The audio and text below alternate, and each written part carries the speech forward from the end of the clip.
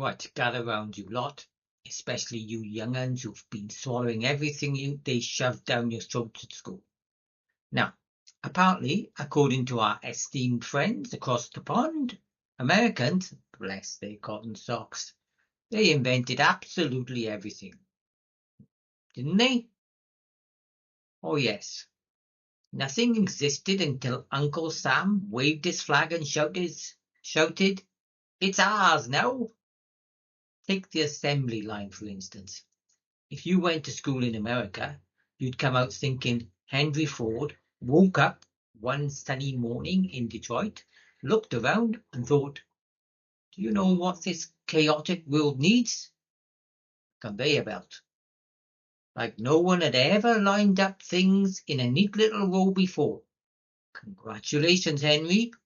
The textbooks cheer.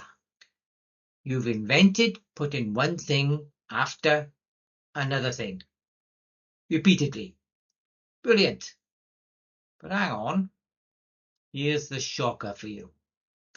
The bloody idea was knocking around long before old Ford even strapped his first set of wheels together. You see, back in Europe, where, contrary to popular American belief, civilization did actually exist before cheeseburgers. We had factories churning out all sorts of bits and bobs in neat, orderly fashion. Granted, we Brits might have been too busy grumbling about the weather and sipping tea to give it a fancy name, but we had it sorted. And don't get me started on the meatpacking industry in Chicago. Yes, that's right, Chicago, that delightful city famous for wind and sausages. They've been chucking carcasses onto conveyor belts for years before Ford decided to give cars the same treatment. Imagine that.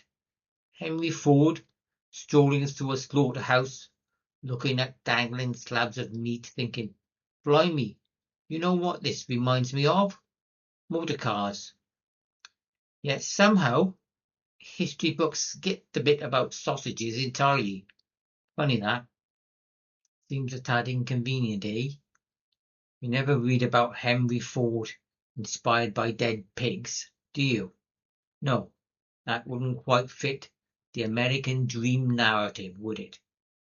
So next time an American tells you proudly about their invention of the assembly line, just nod politely, smile, and remind yourself quietly that somewhere in Europe, hundreds of years ago, there was probably a grumpy old bloke, just like myself, already complaining loudly about how repetitive factory work was and how it ruined his tea break.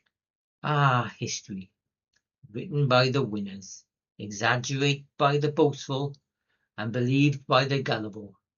Now, if you'll excuse me, I'm off to invent putting milk into tea, unless America claims they've already done that as well. Thank you.